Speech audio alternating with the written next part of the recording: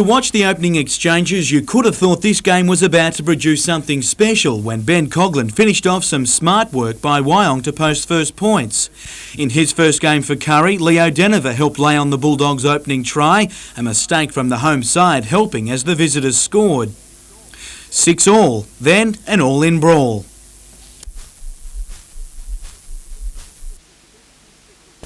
It took several minutes for officials to regain order, and when the smoke had cleared, one Bulldog was off, another dislocated a finger. And when play restarted, so did the rot. With sin bins and injury, Curry was actually down to 10 men at one stage and contemplated coming off, questioning the referee's ability to control the game. Unfortunately, the Central Coast referee was substandard without a doubt. He lost control of the game, and as a result, a few of our guys were injured. Wyong eventually winning. Without many of its stars, Wests cruised home against Terrigal in an earlier game. One of those missing for the Rosellas, former knight Scott Conley. The back rower was also a shock omission from the Newcastle rep squad. But in an apparent about-face, selectors have now drafted him into the squad for the coming country championships.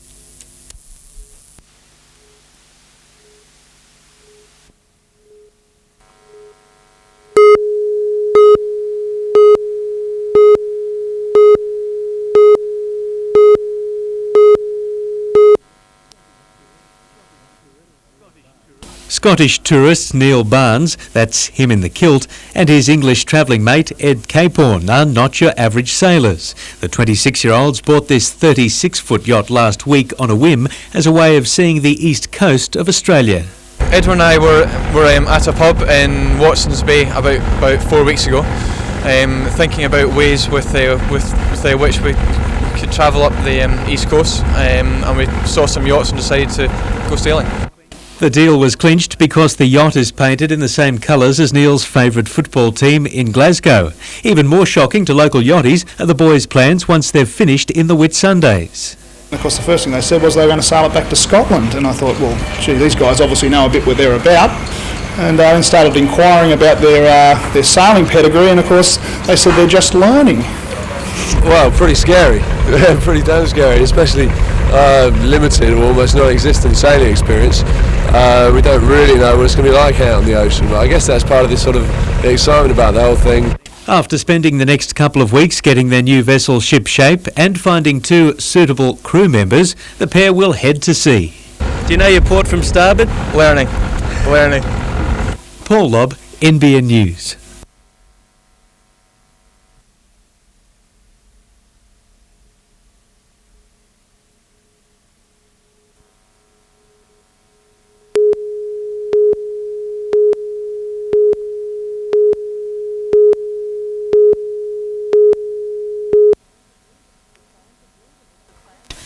The plan to build a McDonald's and service station on busy Newcastle Road was first put on the agenda almost 5 years ago, and ever since then residents have insisted the fast food giant take its plans somewhere else. The Lord Mayor today even agreed the development poses a potential traffic nightmare. I wouldn't want to see Council making a decision on this, at least until Council talks to the RTA. I'd like to have councillors have the opportunity to ask questions of the RTA and hear their opinion. Councillors will tonight consider a draft local environment plan for the site, which will see the demolition of 4 dwellings owned by McDonald's. The plan will also see the erection of several townhouses in nearby Abbott Street. But residents are angered the plan is back on the agenda without their involvement, a move Council agrees wasn't entirely appropriate. I do think there should have been more consultation with the residents, and you'll find that will happen. I expect that we would make sure we've done that thoroughly before we make a decision. Councillors will be asked to vote on the draft LEP tonight. Helen Kapelos, NBN News.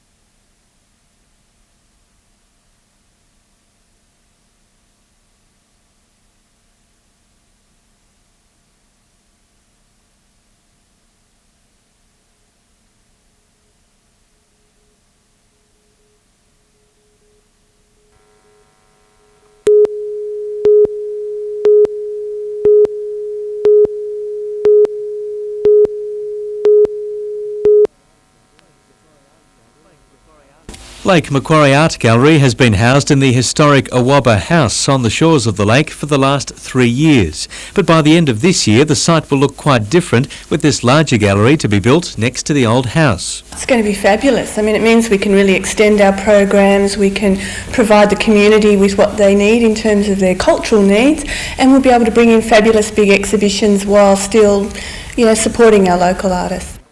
Local building firm R.W. Black has won the multi-million-dollar contract after much discussion about the building's character. Council went through a fairly exhaustive process in the site. The site was purchased back in 1995, and since then we've had a design competition to try to get the best design for the site. Meantime, the gallery this week launches its latest exhibition depicting the historic romance of shipping along the New South Wales coast. Paul Lobb, NBN News.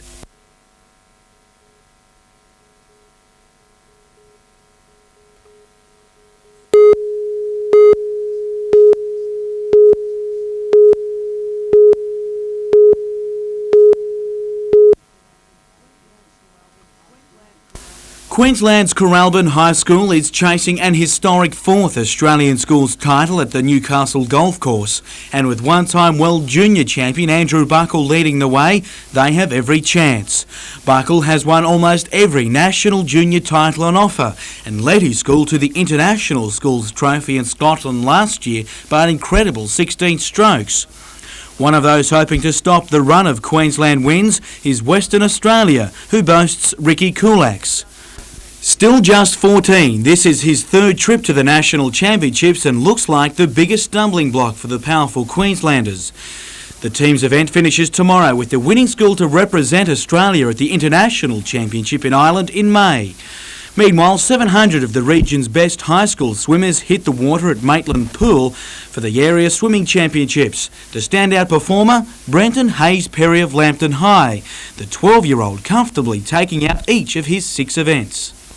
He'll be joined by 240 hunter swimmers chosen today for the State Combined High Schools Championships at Homebush Bay in April.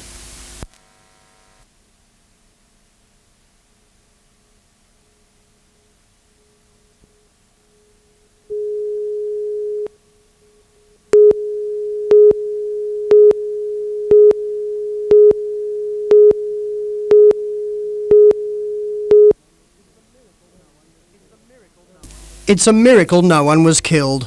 Earlier this evening, this southbound car carrier lost a rear wheel on the F3 freeway. While the driver managed to pull over safely, the wheel shot across the median strip into the path of a northbound oil tanker. The driver swerved to avoid it, sideswiping a Magna sedan before the truck rolled onto its side, the force of the crash completely tearing away the truck's front axle. Fortunately, neither the people in the Magna or the truck driver were seriously injured. Work is still underway tonight to transfer the oil to another truck. Earlier this afternoon on the F3, a man in his 50s from Nelson Bay was trapped for more than an hour after his car spun several times, hit a guardrail and rolled. He was taken to hospital with serious injuries. The crash is just one of more than 60 that Central Coast Police have been forced to deal with today. Meanwhile, clean-up crews think they've managed to contain most of the oil, petrol and diesel lost from a semi-trailer that rolled on the Pacific Highway north of Newcastle this morning. The truck driver had swerved to avoid a kangaroo. The semi had been carrying drums of 2-stroke fuel. Elsewhere, the Pacific Highway north of Taree was closed to all but heavy vehicles for much of the day. Police are appealing to all motorists to exercise a little common sense in the wet. Wipe at least 10 kilometres an hour off your speed limit for safety reasons, because there's also been a number of road closures and also floodings in the area. Newcastle has received almost 100 millimetres of rain. The car park at the Warners Bay High School had to be evacuated when it turned into a raging torrent. It's not just the roads being punished by the wet though. 230 millimetres of rain at Taree has caused flooding in low-lying areas, water lapping at the doorsteps, not that local children seem to be bothered by the deluge. Farmers in the district have been urged to move livestock and machinery to higher ground, the land now waterlogged. If we get 10% rain, it'll be 10% runoff, because the ground's already soaked and it just can't take any more up. There is an end in sight to the rain, albeit temporary. We've had the worst of it last night and today, and there have been some massive falls in the area, right throughout the viewing area, but it's tapering off now. We're heading towards mainly dry start to the weekend, but it's going to become unsettled again later in the weekend anyway, so a little bit of a respite, but not a lot. Every cloud does have a silver lining though. Moree in the state's northwest has also received 100 millimetres of very welcome rain since Sunday. Phil Hind, NBN News Late Edition.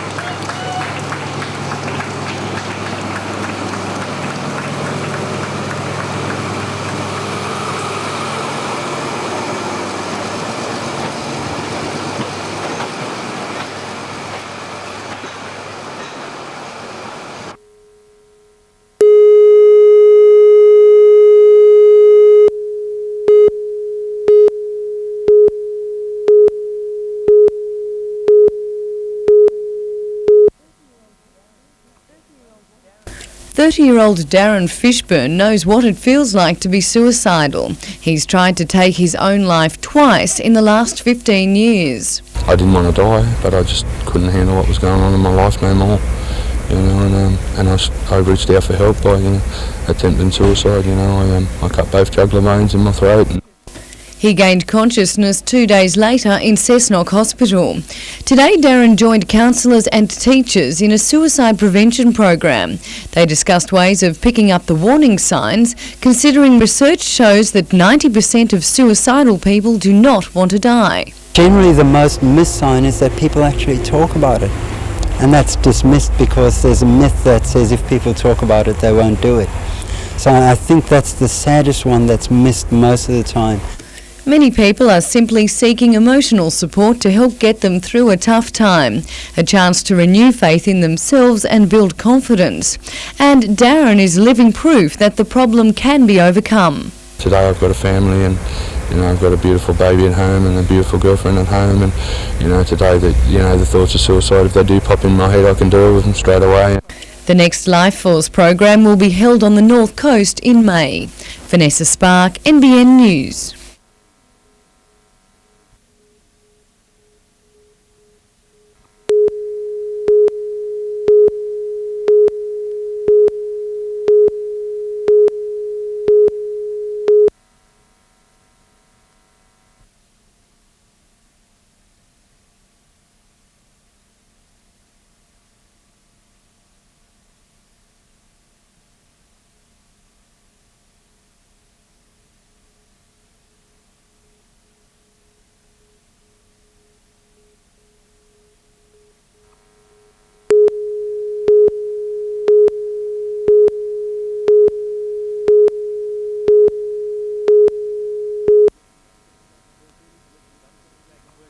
Some of the sacked workers collected signatures on petitions in Scone's main street today. Next Monday, they'll present them to Hunter-based Liberal Senator John Tierney, calling for a government bailout similar to National Textiles.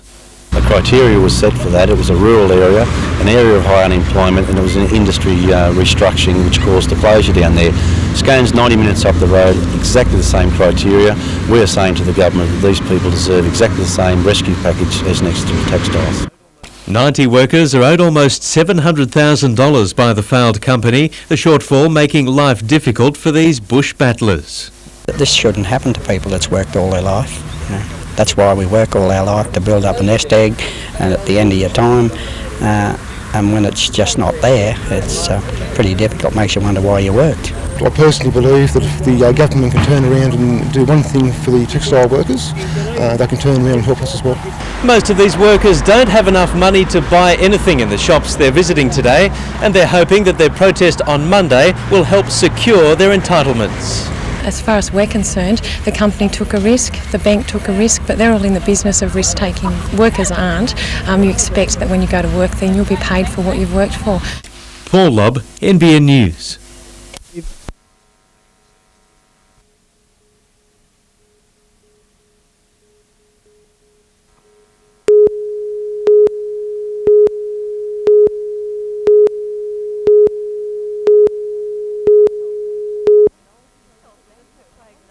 Health Minister Craig Knowles chose Toronto's polyclinic today to detail what his $2 billion health plan will mean for the Hunter.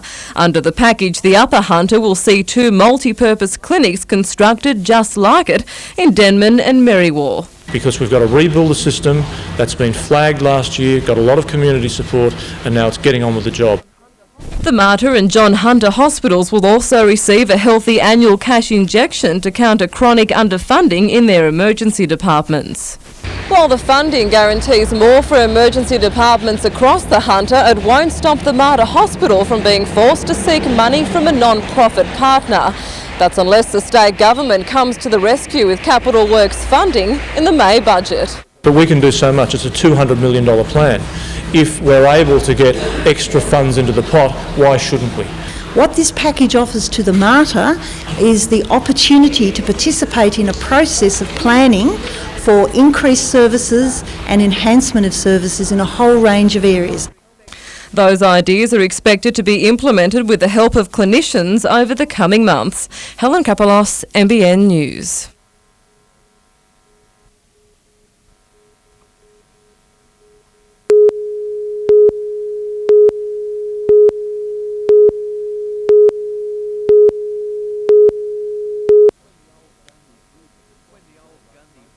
When the old Gundy Bridge was washed away by floodwaters in 1992, no one would have thought its timbers would be used to build a world-class equestrian course. But that's what's happening at the Beltrees property, where an advanced eventing circuit is almost finished. This is the first time we've ever had an advanced course here at Scone. And what that means is we're enabled now to host New South Wales Championships, which is coming up on the 18th, 19th of March.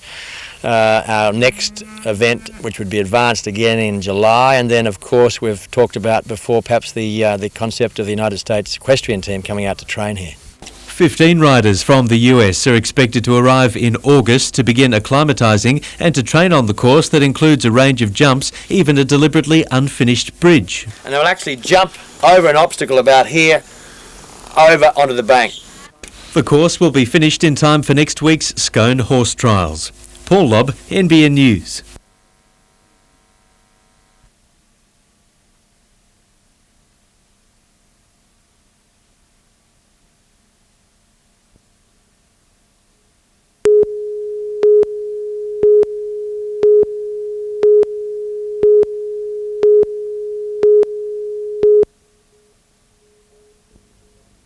Last week it was great to see Brett Mullins join his father in the record books by scoring his 100th try, but hopefully he won't be scoring too many against the Knights at Marathon Stadium this Sunday.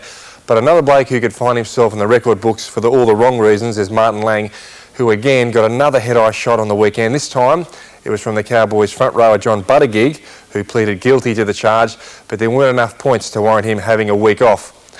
If there's a contest on raw strength, there's no two better guys to fight it out than Adam McDougall and Wendell Saylor. When Dukes muncered the ball out of Wendell Saylor's hands to sprint down the field to score a great try, it had State of Origin written all over it. Adam will miss the game against Canberra due to a 1-week suspension for a head-eye tackle charge. I spoke to him during the week and he said that he was carrying a few injuries and a break would give him a chance to recover. Well, after losing their first 5 games and with tap moves like this, I think St George Illawarra fans probably have a right to be a little bit worried. But it's not crisis time yet. I think Coach David Waite can put the Dragons back on track. As we saw last year, the Brisbane Broncos lost their first 5 games of the season and rallied back to make the top 8. Throw into that equation, the Dragons only won 1 of their first 4 games last year and still made the grand final. They play West Tigers on the weekend, who I think the Dragons can beat. Well, last week most tipsters found it a little easier to pick winners, and I think this week could be the same, so here's my tips for round 5. The Eels versus Northern Eagles is a tough one, and I've picked the Eels to win. Cronulla at home to beat Canterbury, Brisbane to beat the Cowboys, St George Illawarra playing at home hopefully can get their first win over the West Tigers, Melbourne, Penrith and Knights to wrap up their games. So good luck. I'm Paul Harrigan for NBN News.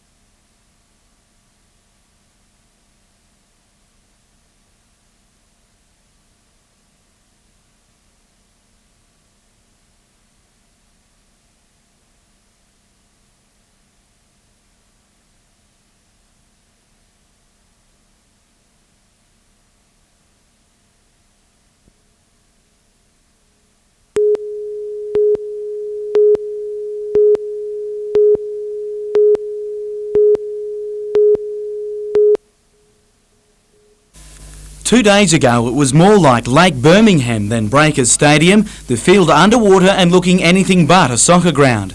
After great work by ground staff, today the pitch looked back at its best, and although it's still quite waterlogged, the Breakers will play.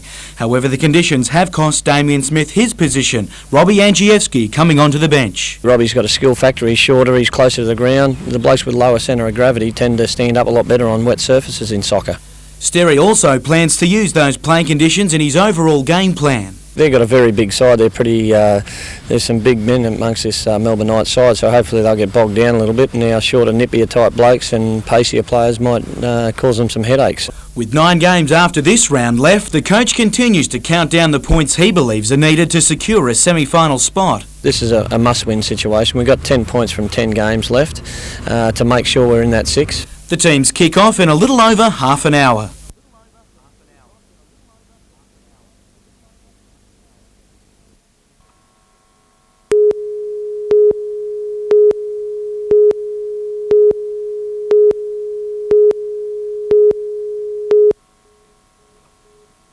Lined up at Wyong, the speed machines awaited their turn before setting off toward the rougher country. And when they got there, the conditions were quite different to bitumen. Some drivers a bit too keen to make an impression. However, there was no shortage of ability in the hills, reigning series champion John Mitchell returning to the field to defend his title without coming unstuck. And not far off the pace, Howard Grave, who won this section of the series last year and is set to do it again. It's one of the biggest rallies of its kind in the country, and many of the cars have already been run in. Some drivers using vehicles that rally legends like Michael Guest used to own. Racers will be back in the hills tomorrow, toughing it out for some early points in the series.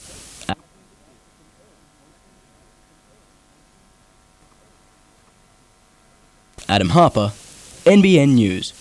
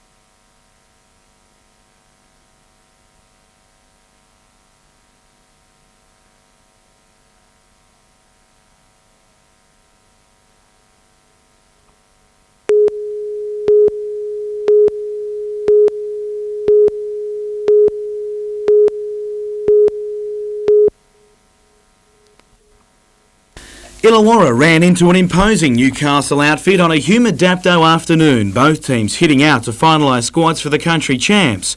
The visitors had much of the early running, but it was Illawarra who came up with the first try after a Craig Wise chip kick fell into enemy hands. Despite the best efforts of Mixie Lou in cover, it was 6-0 to the home side. It was to be a game centred on defence, both teams giving as good as they got, as the arm wrestle continued, even if frustrations threatened to boil over.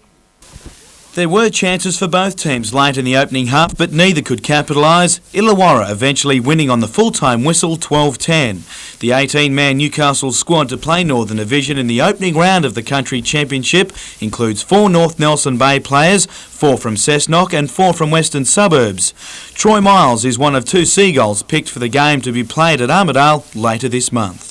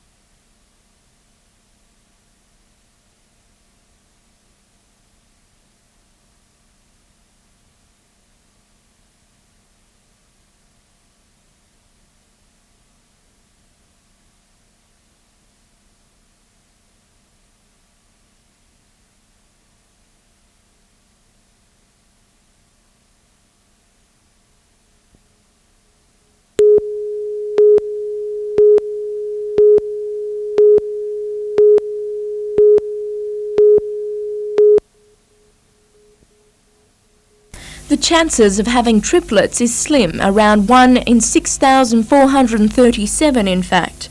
And even though Emma Hardy was on an IVF program, she couldn't have been more surprised to find out she was pregnant with not one but 3 babies. I had a scan at 6 weeks, going along kind of expecting that it might be twins, and then when they said it was 3, I just couldn't believe it. The triplets, Beatrix, Scarlett and Olivia, were born 4 weeks ago and were immediately rushed to intensive care. But now all 3 are healthy, bouncing babies. And with an instant family on their hands, Emma and husband Richard will have their work cut out for them. I think Rich and I are just planning a trial by error. I think that's the only thing. I don't think you can really plan. We've never dealt with triplets before and no one in my family has, so we've got a few plans, but I think we'll just, wait and see how it all goes. Tanya Carlisle, NBN News.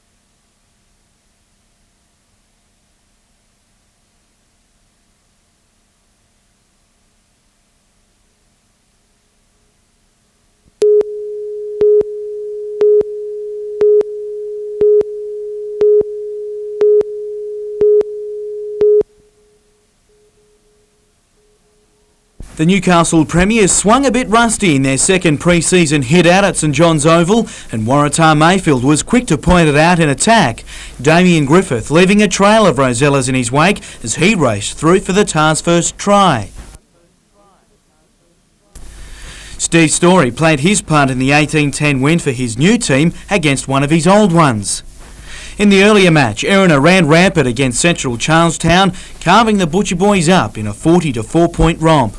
On Saturday night, Central Coast Premiers Woy were impressive against the North Nelson Bay side, starved of 5 key players who were involved in Newcastle's representative team's trial match at Illawarra. The Roosters crowed, striking 3 times in the opening quarter with some clever ball play that left the Marlins' defence looking more like fish out of water, while Woy looked right at home. They showed all the skills, going on to score a strong 42-6 win and lay claims for the pre-season title. Cessnock was also down a number of rep plays against New Minor and down early on the scoreboard, but a late comeback highlighted a much closer match. However, the Goannas couldn't stop the Central Coast side from posting a 26-18 win. All Novocastrian teams can take respite with all rep players back on deck for the final round of the pre-season challenge next weekend.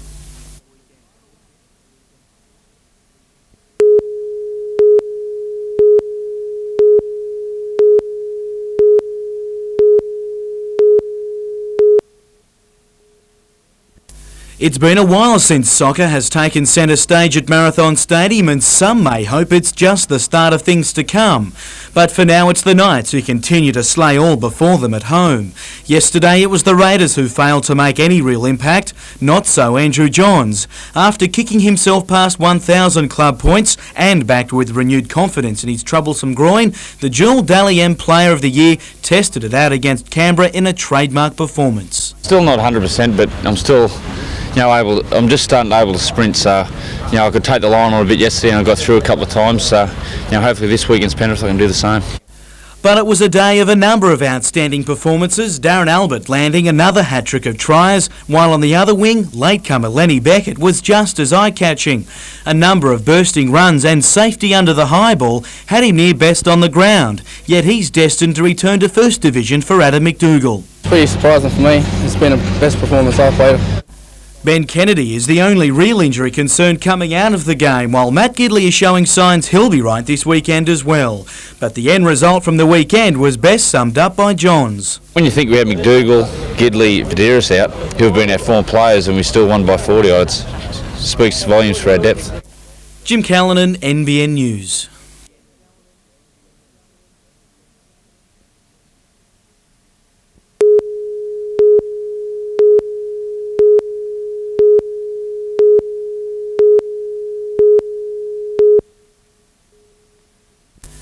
If a picture tells 1,000 words, well, the exhibition for Surfest 2000 has enough stories to last a lifetime. While 4 times world champion Mark Richards was there in real life today, it's his figure on print that lives in the memory of thousands of surfers who were inspired to the beach after his record-breaking efforts. It's all a part of a growing list of photos and surfing regalia being collected for a museum. But first on the cards is Surfest 2000. The 10-day event starts Wednesday with a Koori Championship before the internationally sanctioned Junior Pro on Thursday. Oh, nervous as hell. It's going to be exciting, nerve-wracking, and all depends what Huey delivers us. Smith, meanwhile, will deliver 12 world champions in a surfing event in the world for the first time ever to be a part of the Mark Richards Pro. They're all here to honour Mark. We're celebrating the 20th anniversary of Mark's first world title.